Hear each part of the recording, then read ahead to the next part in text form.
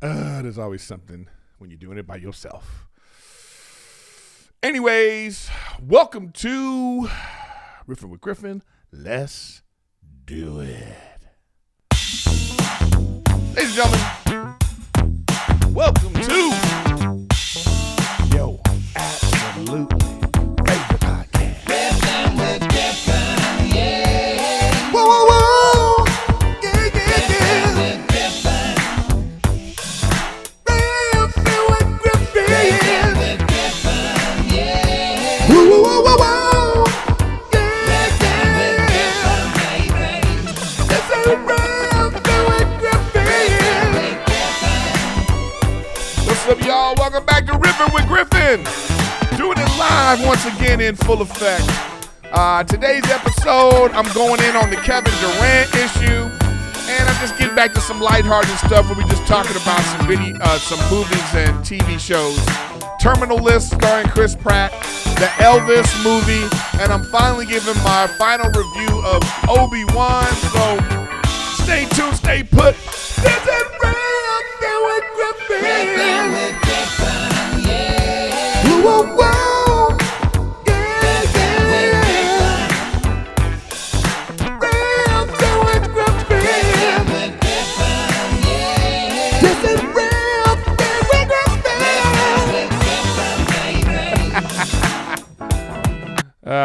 That's literally my favorite part about doing the podcast. Like, I don't have to do the podcast after that. You know what I mean?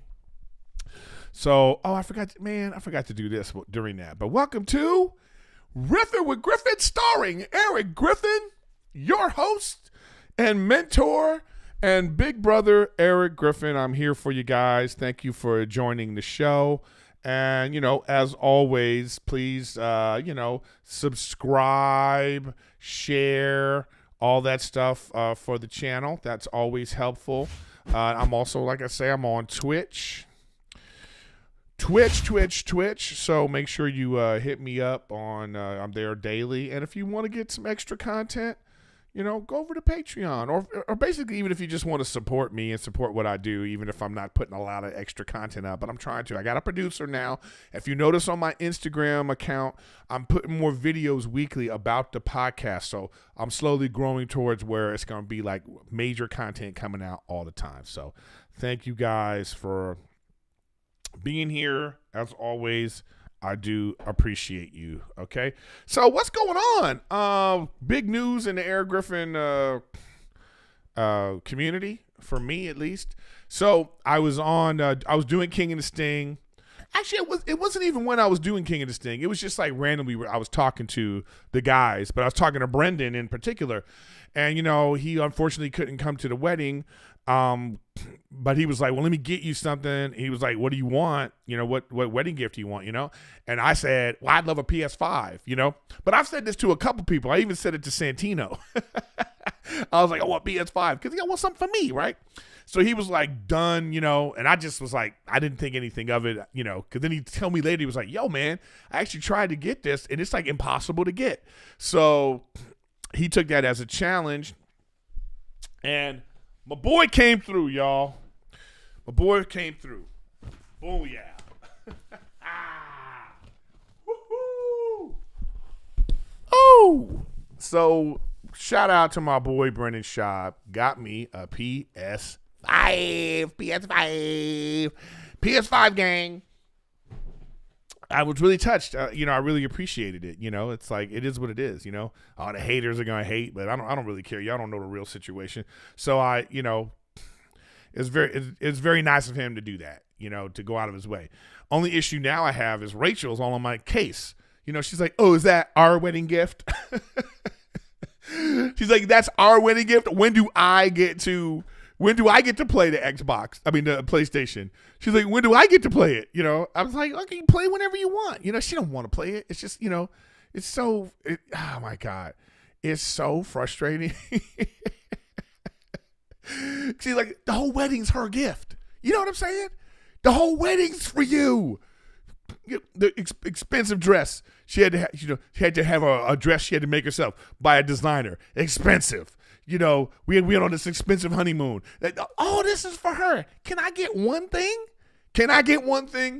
What do you guys think? You know, ladies that are listening right now, is it terrible that one of my friends got, you know, one thing for me? Is that out of pocket? I want to know what y'all think about that. You know what? Let's just put a poll up. And thank you for listening. If you're just listening right now, and you have, I appreciate all the listens I get on Apple, Spotify, Amazon, all the places that you can listen. Wait, let's put a poll up. Fair or foul? PS5 gift for husband. For groom, actually, I should say. Groom. I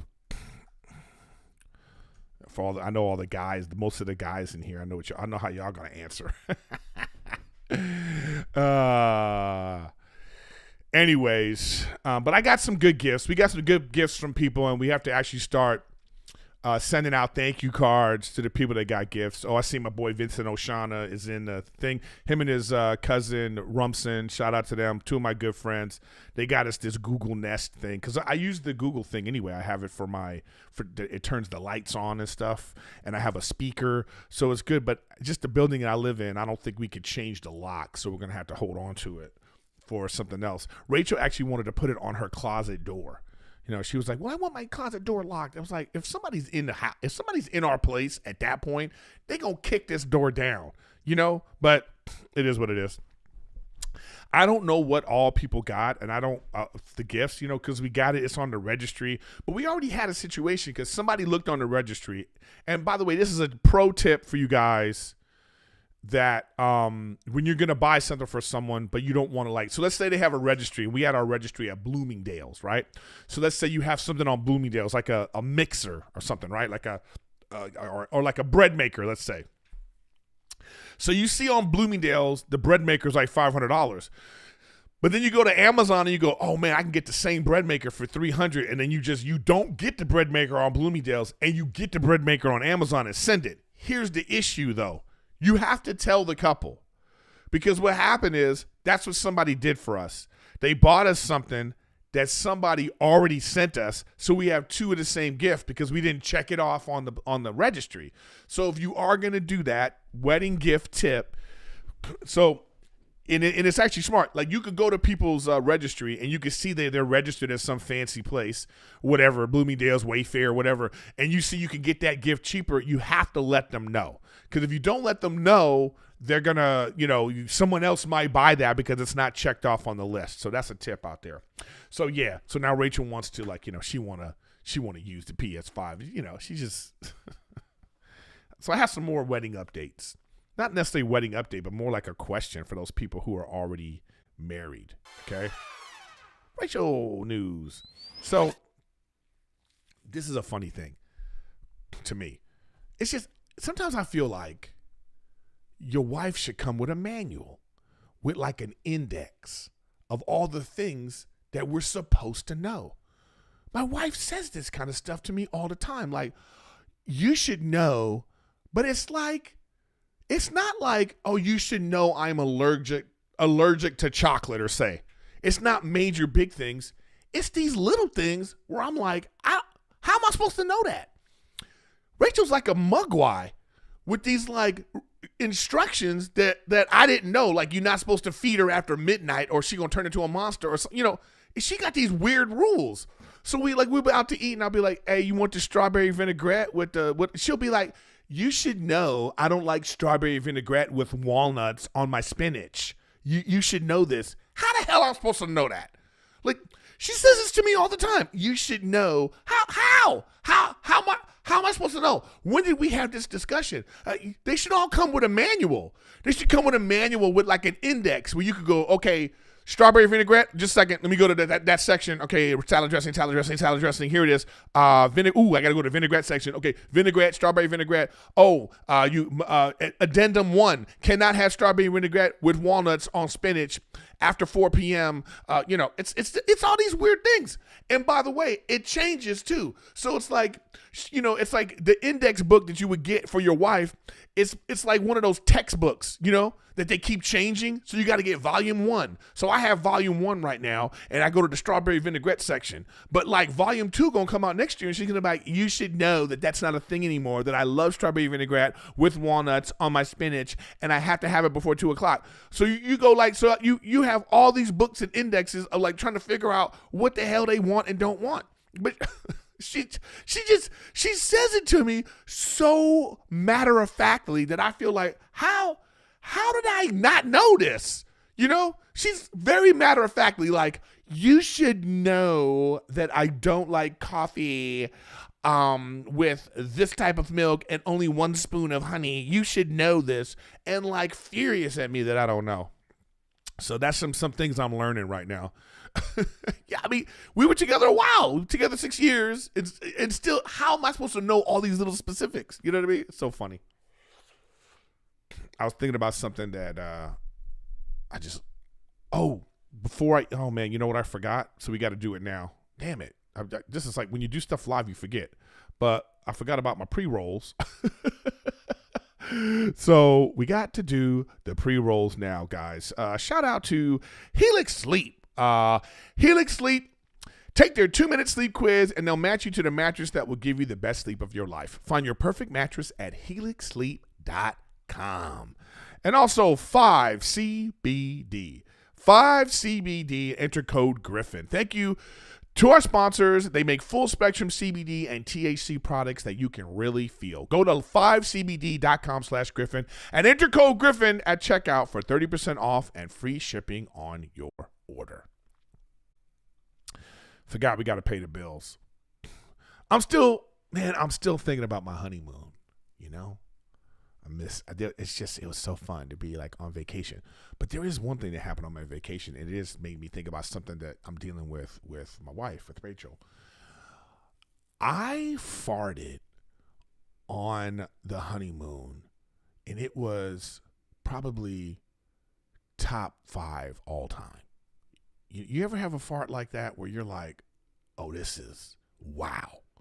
It was a wow. It was like resonant, deep. It was windy. You know what I mean? It was just a deep, like I felt like, ooh, my body needed this. It just was like, you know what I mean? Like it was just one of those ones where like, cause we fart all the time. I mean, everybody does. But, it's rare that you have one where you go, oh, man.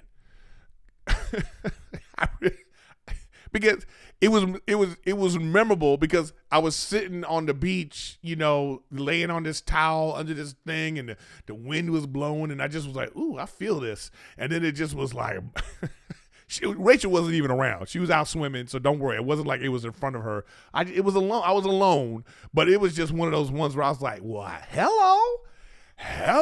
I think like ships heard it and we're going to start coming in to shore. Like that's how powerful it was. Just windy and resonant. So so like earlier before I did the podcast, took a shower, and I was in the bathroom. She was in the bathroom. She was going to take a shower. I was going to take a shower. So sometimes, I'll go in first and she'll come in, So I come into the bathroom and I crack one off. And then she gets mad. She's like, oh my God, how disgusting. We in the bathroom. What are you supposed to do it? Not in front of me.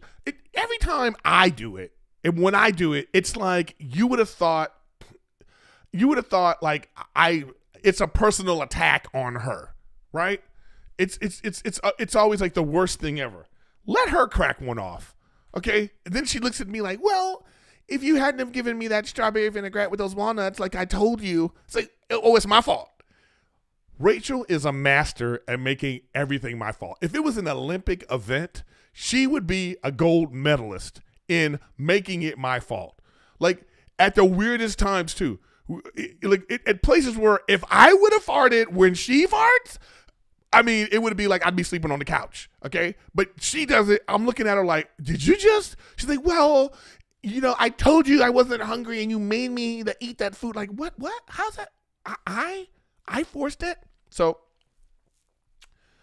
I don't know about you. And then but this is why am I talking about this? I don't know, because it's funny to me. But she said, like, that I fart too much. And I was like, I don't fart too much. I think I fart at exactly amount of times.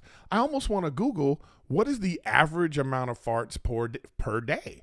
Like, how many times can you fart? Or does the normal person fart? You know what? Let's just Google it. You know what I mean? Normal amount of farting per day. There it is right there. I love Google. Doctors say the average person farts anywhere from 5 to 15 times per day. Thank you. There it is right there. I'm right in the pocket. Okay? I don't care what you say. I am right in the pocket of when you're supposed to. 5 to 15. That's the average. Okay? I'm right in there. And by the way, I'm not even on the high end. She thinks I'm on the high end, but I'm like in the middle range right there. So, I mean, what are you talking about? That's all. I don't know. Is that one of them things that you know, that's one of those little things you argue about, or you just have to like let go in a relationship? I mean, I guess so. I mean, you just like, you know, it is what it is. There's no fairness. That's another thing too. I already knew this. There's no reason why I was already ready to get married. It's because there's no fairness. There's never going to be fairness in terms of like how men look at things and how women look at things. We don't look at things the same way. So that you can't be like, well, because I let this go, you have to let it go. You just kind of like work shit out and just, you know, it is what it is. But definitely there is a farting discrepancy in the household. Oh, man. So let's get to some stuff that I wanted to do that I haven't done in a while. Like, so mostly movie reviews today. There's so much crazy stuff going on in the world. So I was like, you know what? Oh, and by the way, I'm still showing my honeymoon background. That's why I was thinking about it too. You know, it was such a beautiful setting. But let's just get into some stuff that has been going on. And the first thing is the Kevin Durant situation. So y'all know I'm hard on Kevin Durant, and I think I'm justified. I'm a fan. I'm just a fan. You know what I mean? But I have my things. I could see what I see. I'm a basketball aficionado. You know, I saw what happened in Oklahoma City. You know, they got to the championship. They didn't win. KD had a couple of really bad games in that championship game, and they didn't win, but they were young. Fine. Cut to, they're playing Golden State. They're up 3-1. And once again, when it counted, there was a couple of games that they needed to win, and Kevin Durant had a couple of bad games. They end up losing that series. Then, of course, he moves to Golden State, right? He goes to Golden State, and then everybody judges him for that. He wins 2 Finals MVPs. He wins 2 championships. He tears his Achilles. Once again, the relationship with that organization fell apart with him, with the players. He moves on. He probably wanted to move on too because he got tired of hearing the noise. Let me go win a championship myself. He picks to go play with Kyrie Irving, another guy who has a history of he's got a weird history. He got hurt at Duke. He never even really played at Duke. He came out, he was like, I don't know if he was the number 1 pick, but he was a high draft pick. But he never really had played a lot because he got hurt. He goes to Cleveland. They're terrible. LeBron James comes to Cleveland. They go to the championship 4 years in a row. He gets hurt the first year, and to me, they would have won that championship with Kyrie Irving or even with Kevin Love. But Kevin Love and Kyrie Irving got hurt. That's his MO. Kyrie Irving gets hurt. They go on. The next year they come out. He plays. They win. He hits the big shot, and they win. The relationship between him and LeBron James deteriorates. Then that's the end. Kyrie Irving's got to go. But in that process, now you're hearing reports about how Kyrie Irving was a problem. He wasn't the easiest teammate and person to deal with teammates and organization, even when he was in Cleveland. And so then he goes to Boston. that falls apart. Boston's better without him. When he plays, it's like that's a hassle. Then he leaves there. He goes to the Nets. So, but apparently from reports, him and Kevin Durant talked, and they wanted to play together, and they decided to play with the Nets. So Kevin Durant, knowing all this stuff that he sees, whatever's going on, he decides that that Kyrie Irving is the one that's going to help him win the championship, where he's the leader of the team. It was an epic failure. Listen to me. Epic failure, from injuries to vaccine mandates to all the reasons why Kyrie Irving didn't want to play, social injustice, and he didn't want to play because somebody called him the N-word. He didn't want to play because he was going to his sister's birthday party. All the things that were justified or underjustified, whatever. Kevin Durant's the kind of guy, he's like, I'm in the gym, I'm trying to win. The guy's the guy is a savant when it comes to basketball. Kevin Durant is probably one of the greatest basketball players of all time, but he can't catch a break with this kind of stuff. But he made a terrible choice. He goes to the Nets with Kyrie Irving. I don't get it. He should have went to the Clippers. Even before Golden State, he should have went to the Clippers. I think the Clippers would have won that year. But anyways, so now cut to this. I'm super hard on Kevin Durant because I think he could be better, deserves better from himself and from people around him, right? It was a disaster. And then James Harden leaves, right? James Harden leaves, and they get Ben Simmons, who's going through some nonsense with mental. He says, oh, it's mental health, but turns out it might have been just to get his money. He just didn't want to play, and he needed something to say. So I don't know, man. So I'm getting to this. I've been hard on Kevin Durant. I was hard on him leaving Golden State. I was hard on him even going to Golden State. I was hard on him leaving Oklahoma City. You know what? Good for you making this choice right now, Kevin Durant. Get out of there. You know what I mean? Like, I am glad that he is out of there, man. It's like at a certain point you go, I tried my best, and I saw a quote from him saying something like, people know what I do when I'm in this gym, and not everybody was in the gym. Who knows what he's referring to? Who knows what, was he talking about Steve Nash? Like, he set that situation up. Him and Kyrie Irving said they don't need a coach. They were the ones who were like, oh, we can do this. And they found out the hard way it's not true. They got spanked by Boston, swept. When you get swept, there's no excuse, okay? There's no excuse, all right? Losing in a 7-game series, okay, it's neither here nor there, and you could pick apart certain decisions to find out, well, if this would have been better, you could blame someone. You could be like, well, Steve Nash could have coached better and they wouldn't have gone 7, that kind of stuff. But when you get swept, that's an indictment on you, your players, your franchise, you know what I mean? So here we are. So in this situation, I'm like, you know what? I'm for him. Good for you. I think get out of there. Admit you know what? I made a mistake. It didn't work out. I'm still in my prime. Let me go to someplace and try to do this again. So here we are right now.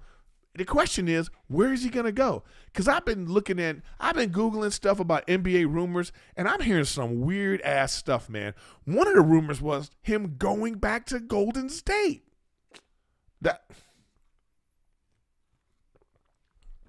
Really? Sorry, I just took a drink. Really? You going to go back to Golden State? The place you left because you thought you could do it better someplace else? Now you want to go back? Oh, man. The other one was going to Phoenix. Oh, you want to go to Phoenix? Oh, so you want to go to the other team that had the best record in the league last year. So you want to go to that team? Man. Well, we already know now. He went to a team where he was supposed to be the best player and the leader. They fell short. So if he goes to one of these other situations, it's showing that he's a piece. Not the main piece, but a piece. He's not the Shaq on the Lakers or even the Kobe later, even though even when Kobe was like, I think Kobe wasn't as big a piece as Shaq was, but he was the big piece, and you had Paul Gasol, you had Ron Artest, you had, a team, and you have Phil Jackson is also a big piece of the pie. Like when you take a piece, let's say, take a piece of pie, right? Think of a pie, and you have to slice the pieces of the pie. What is the most important piece of the pie?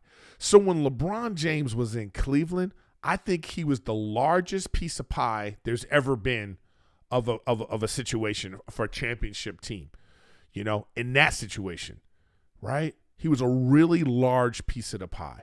You have the general manager, so like with the Lakers, you had go back to the Jordan's Bulls. Jordan had a big piece of pie, but you know what? Phil Jackson also had a big piece of that pie, and so did Scottie Pippen. Not as big as Jordan, maybe even half, but then the supporting cast had a piece because of, say Horace Grant and Jim Paxson, and then the next version, Tony Kukoc and Steve Kerr, and but LeBron, that year they won, that was a large piece of the pie, right? I don't think Kevin Durant can ever be the largest piece of pie, is what I'm saying. He got to be an equivalent piece of pie. Like if he goes to Miami, which I think is a good destination, Jimmy Butler's an alpha dog. He's a big piece of that pie, but he can't do it on his own. Kevin Durant would be another chunk of pie. And I think them together, along with Pat Riley, Eric Spoelstra, and that culture, could turn into something. You know what I mean? So we'll see. So, shout out to Kevin Durant. I talk a lot of smack about the guy, but I feel like in this situation, you know what? You go, didn't work out. I got to move on. And I think that's good that he's doing that. So that's my thoughts on that. Okay, where are we now? Let's go into where is it? I thought I had, oh man, did I get rid of, I think I erased my Obi-Wan background oh no, I didn't. Here it is. I thought I erased my Obi-Wan background by accident, but here it is, guys. So I know I was supposed to do this last week, but I forgot because so much stuff was going on. But I want to talk about the Obi-Wan finale. Let's just talk about the whole series as a whole. So I thought the first 2 episodes were great. I thought it was good nostalgia. I thought it was like, oh, this is a great time period to talk about. Because, when we first, like if you're old as I am and you remember the original Star Wars movie, Star Wars Empire and Return of the Jedi, when we first meet Obi-Wan, he's an old ass man. So then they made these new movies later, the one, supposedly 1, 2, and 3. And then now you're getting some backstory about, this is, Obi-Wan, and he gets Anakin, and then everything that happens. And then, so then it's like, so they started the Obi-Wan series at 10 years after he left Anakin on the volcano world where, I have the high ground, and, the Emperor grabs him and turns him into Darth Vader. So this is 10 years later, and Obi-Wan is sort of broken. You have to remember that the Jedi have been destroyed. Anakin went crazy and killed the younglings and, destroyed the Jedi Temple, and he went to the dark side, right? So the Jedi are now scattered around the universe. Yoda's gone. Everybody's gone, right? And Obi-Wan's just trying to live his life, trying to live in exile and be like, you know what, I can't be a Jedi anymore. And then some Jedis have been converted by Darth Vader to be Inquisitors to find the rest of the Jedi and remove them from the world, right? And that's where the Obi-Wan series picks up from. So you meet this sort of broken Obi-Wan Kenobi, right? And, we find out that he finds out who Darth Vader is, and Anakin's alive, and it's this whole thing. First 2 episodes were great. I liked them.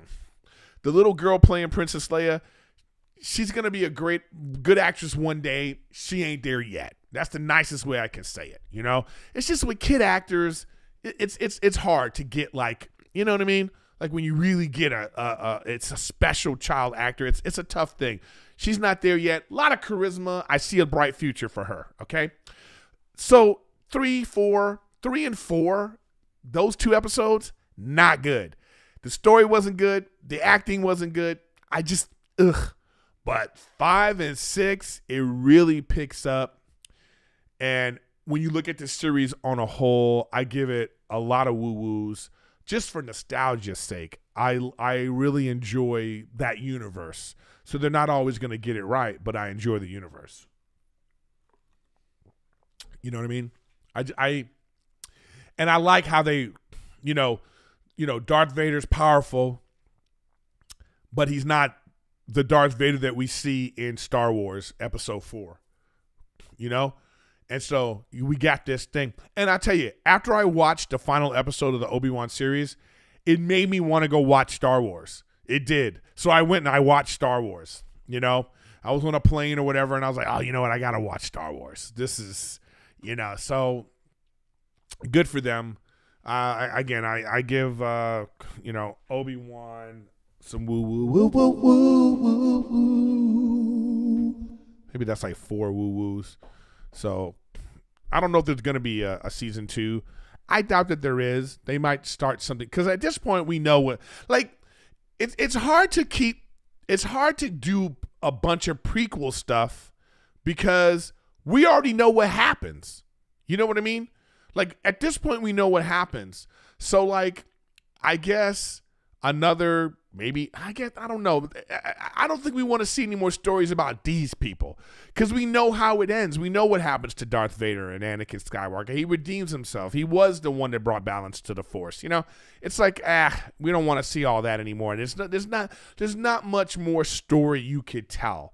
And I think they could have done a better job in terms of, like, because this is like a really interesting time frame, but I think they did a serviceable job. It wasn't the best, but I think they did a serviceable job, and I totally recommend you watch it, especially if you're a big time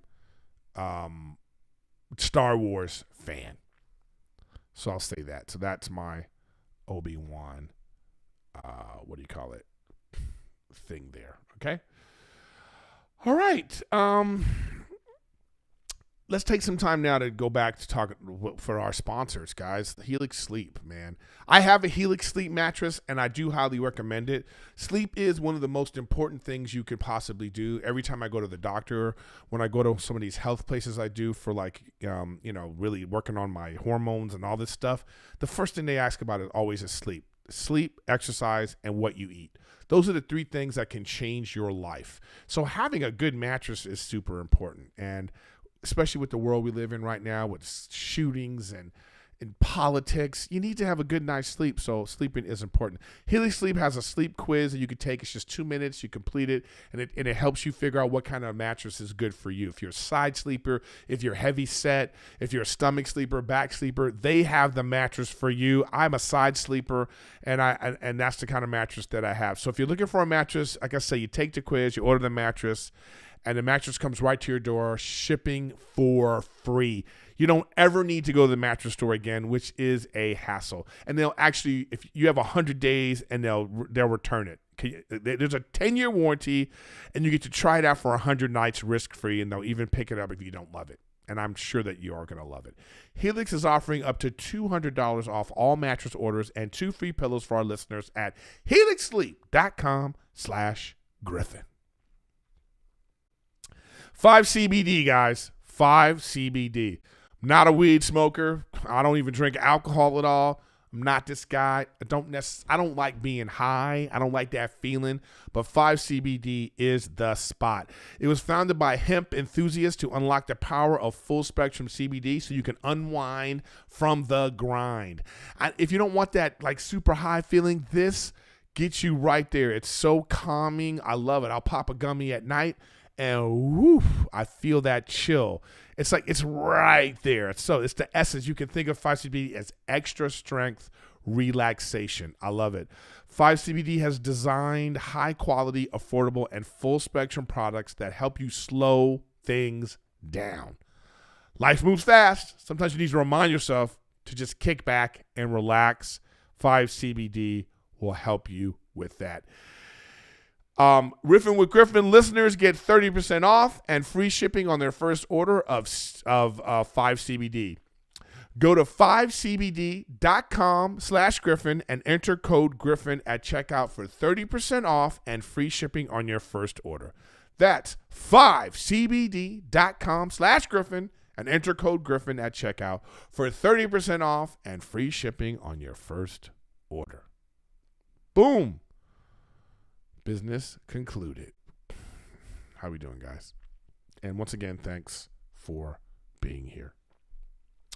All right, let me continue with my reviews. I saw the Elvis movie I saw the Elvis movie last night.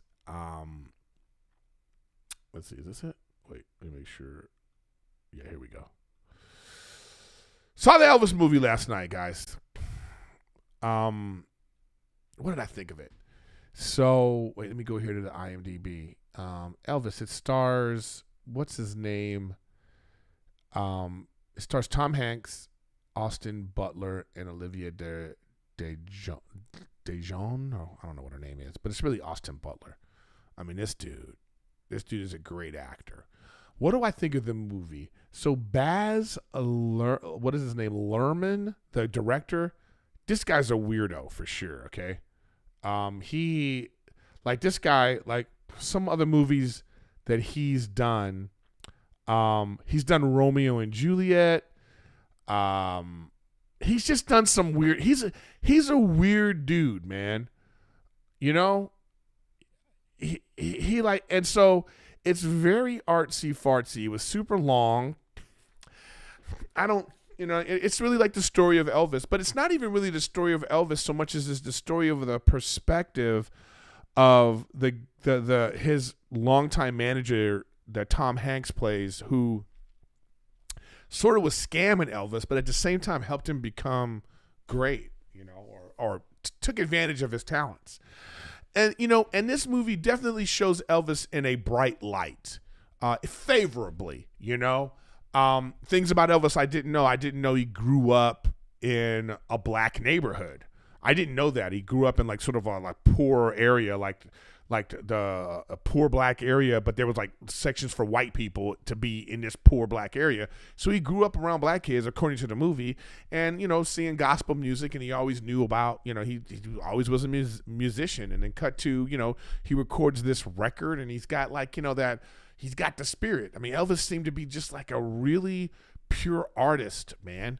When you look back at footage of him, it was just like, he wasn't necessarily the greatest singer, but he had that thing. Elvis had that thing. And this actor, what's his name? Austin Butler, man, he really captures it, man.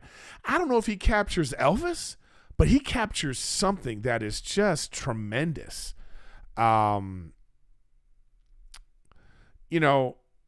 It's just, it's incredible, like his performance, where he must, I don't know what someone like this's process is, but whatever it is, it's fascinating to watch, man. You may not like the movie as a whole, or like this. I don't know if I like the way they told the story, but he made it really digestible with just his passion as Elvis, and they glossed over a lot of stuff, man. Elvis was a notorious womanizer and stuff. And, it's great how like, they just, again, I think that the people that own rights to doing movies for Elvis, they probably like, hey man, we don't want to hear about that stuff. It's like, what's her name was like 14 years old when he got with her. They moved her into Graceland when she was, underage, so they gloss over, they mention it one time. It's like, all he says is, you hear the voiceover of like, I knew this teenage love, of this teenage girl, that's all they say. You know what I mean? So it's like, it's like, do we want to celebrate Elvis, or do we want to tear him down? I mean, you know what I mean? And it's funny, even in the movie, they talk about, they were already trying to cancel Elvis because the world was so like weird back then in comparison to how it is now. So, and just showing the artistry of what Elvis was doing, just being this like, man, this like extreme artist, man. Like you could tell that even when you see, I was too young, like Elvis was already like washed up by the time, I was born in 72. So like by 77 or when he died, all you hear about is like fat Elvis in Vegas, but who knows what he could have been. Like he's already such an influential figure in history, right? On music and stuff. And who knows? And that's another thing too. Like there's a group of people that talk about Elvis and they just say, well, he stole black music. Okay. That's just how they talk about it. But the way the movie portrayed it, to me, they portrayed it in a way that Elvis was more honoring this. He wasn't stealing it so much as he was like, yeah, I want to record that song. That's how they did it in the movie, where he would hear a song and be, oh man, I got to record that. But that's what everyone was doing back then. There was no like song rights or whatever. That came later. So he was recording songs that he knew. And, so if you want to look at it that way, you want to look at Elvis in a favorable light, there it is right there. That's how they do this in this movie. They really do show him in a very favorable light. And this isn't pre-recorded. Hello, everybody in chat. This is live. How are you?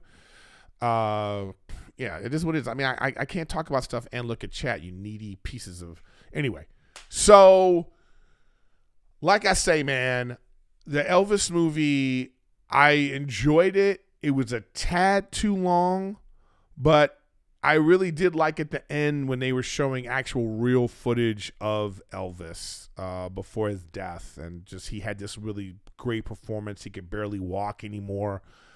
What a just a dynamic performer, and he came at a time when it was like Puritan back then.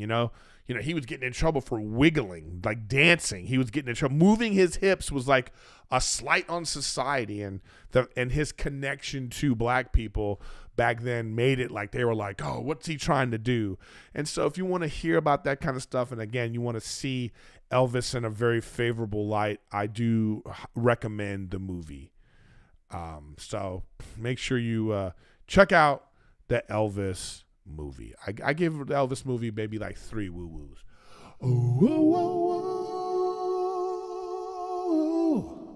That was like 3.5. So check that out, man, the Elvis movie.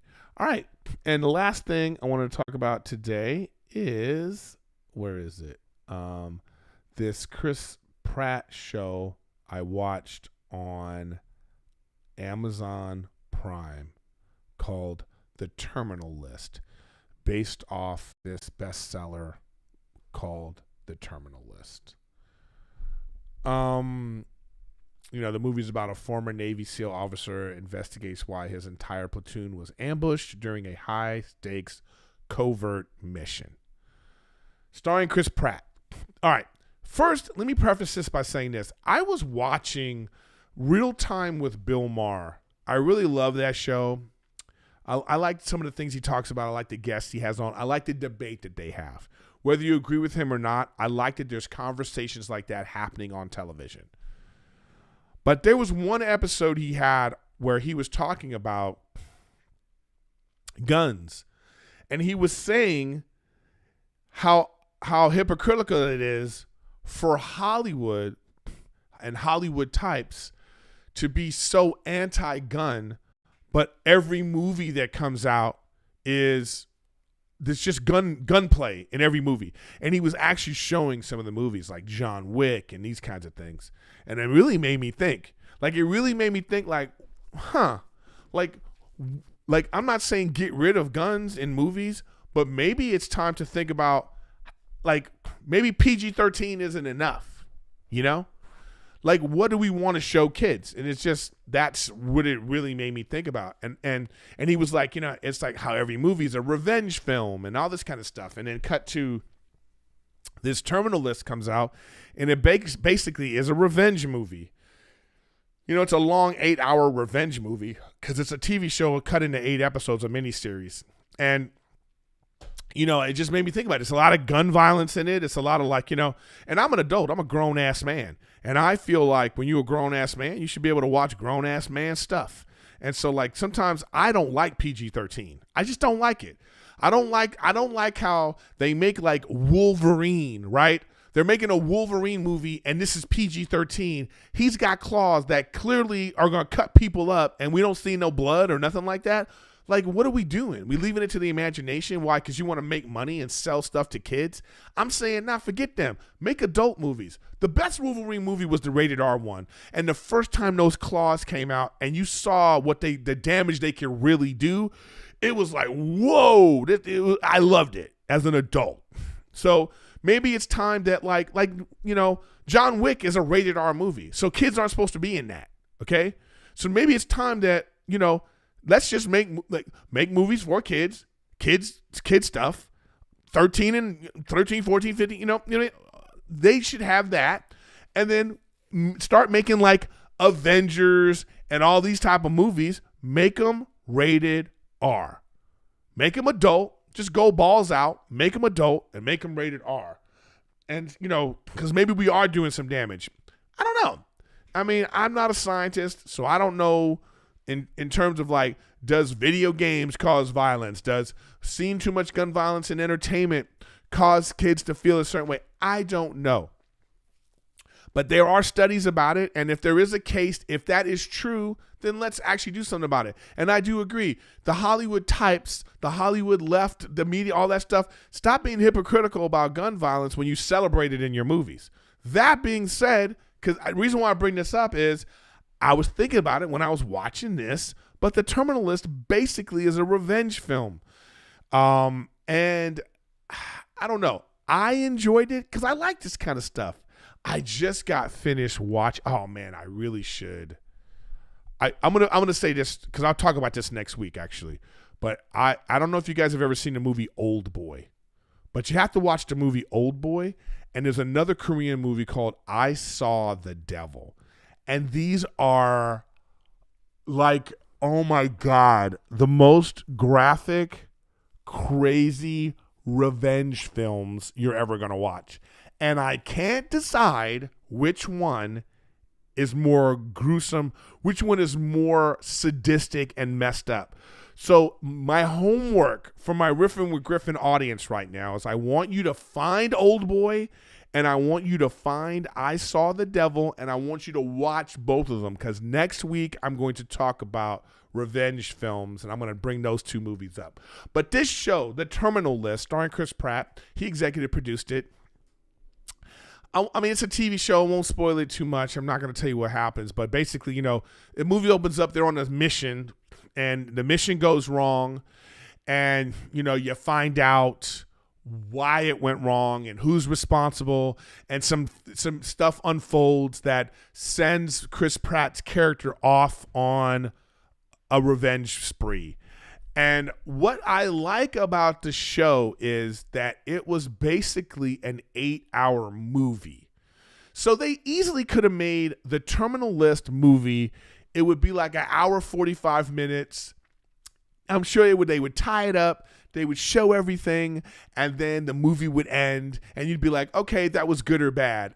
I can't tell. But what I enjoyed about this, and what I enjoy about making TV shows with big stars like this, is they can really tell the story.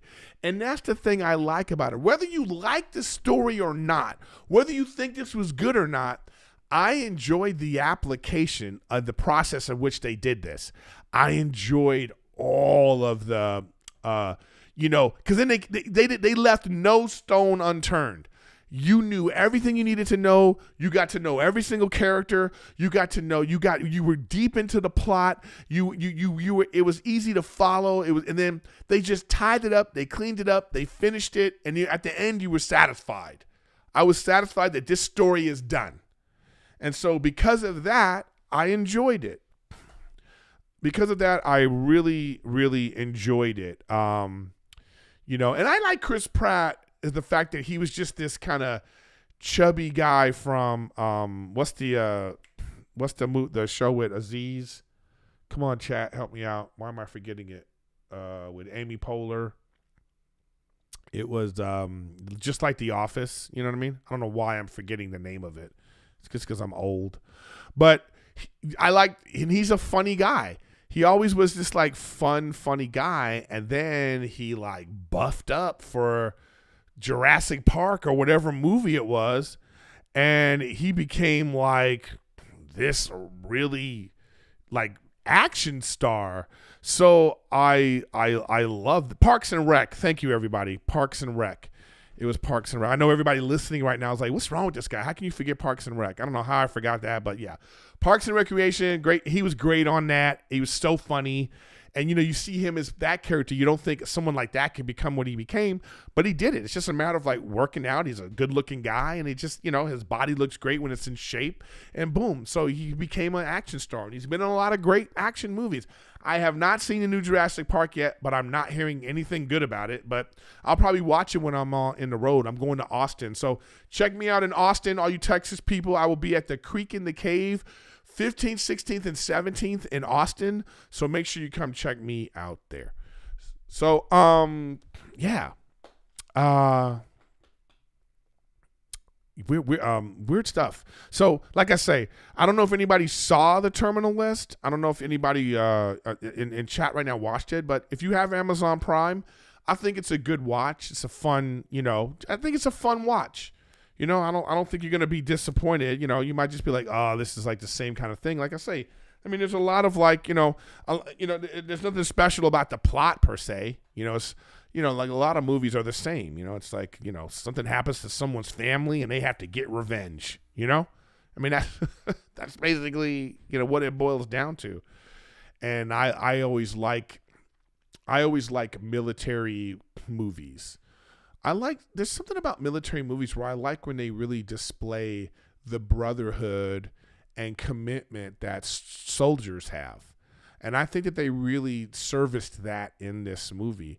And I think that sometimes it's even above your own family. There's a specialness, there's a bond that military people have with each other that goes beyond, when you have to be out on the battlefield and you have to look right and look left, and you have to depend on your life by this person to your right or left, and you also have to look at that person to the right or left, and you have to make their life, you have to be responsible for their life to make sure they get home to their family, and this family unit that is created. I really like when movies display that, when they show that. And I think this movie does a good job of that. Anyways, guys, I don't know. I think that's a good place to wrap up this episode of Riffin with Griffin. I think, like I say, next week I want you have some homework. If you enjoy the show, I want you guys to watch Old Boy. Find Old Boy. It's out there someplace. It's a Korean film. And by the way, watch all these movies in Korean. Don't watch the dubbed version, okay? This is worth reading. It's worth reading because the performances, there's something about that Korean, there's something about, like, it just makes it even more, you just really get into it. So watch Old Boy and watch I Saw the Devil. Then we're going to decide which one is like more gruesome, just more sadistic revenge. Because I'm going to spoil them next week, and I'm telling you from now. So make sure you watch them. So spoiler alert from now for next week. But I watched both those movies. I just watched I Saw the Devil for the first time, and man, I'm telling you, that movie is ill, y'all. That's an ill-ass movie. So thank you again for being here. We're just here doing Riffin with Griffin weekly. I'm putting out more content on my TikTok, on my Instagram. Make sure you watch, thanks for being here with Riffin with Griffin. Make sure you subscribe. Make sure you subscribe, share, all that good stuff. Hit the notifications so you know when the show's coming on live. I'm going to be on Twitch. I'll be on Twitch in probably 10 minutes. So come check that out. And don't forget about Patreon. Erik Griffin on Patreon. And once again, shout out to my boy, Brendan Schaub, for the PS5. So I'm going to go on Twitch next and do an unboxing of my PS5. So make sure you be a part of that. And thank you for being here. I'm going to do real world advice from a grown-ass man next week. Talk about Old Boy and I Saw the Devil and whatever else is going on in the world. You know how I am, man. Thank you for being here, and I'll see you next week.